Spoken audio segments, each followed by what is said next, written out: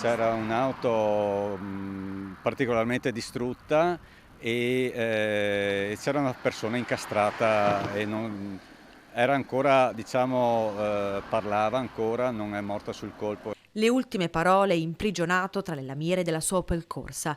È morto con l'arrivo dei soccorsi Walter Ronchi, 57enne di Conegliano, dopo lo schianto nella notte contro un muro di un'abitazione a Mareno di Piave. Erano da poco passate le 2 quando Ronchi, lungo via Conegliano, ha perso il controllo della sua auto per poi schiantarsi contro il muro di una recinzione. Un impatto fortissimo, l'auto completamente distrutta, immediato l'arrivo del SUEM, dei carabinieri e i vigili del fuoco, chiamati dai vicini di casa, svegliati da un forte boato.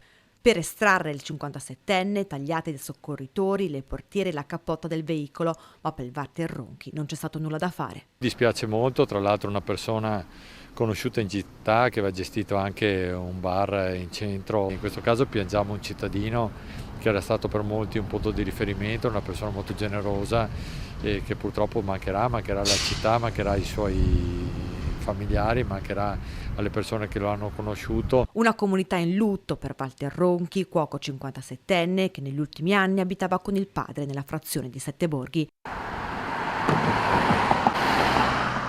Via Conegliano a Mareno di Piave, luogo dell'incidente, teatro di numerose tragedie stradali. Qui nello stesso punto è morto qualche anno fa, diversi anni fa insomma, un'altra persona, ma pochi anni fa dall'altra parte del ponte del Monticano è morta una ragazza, poco distante ancora di più.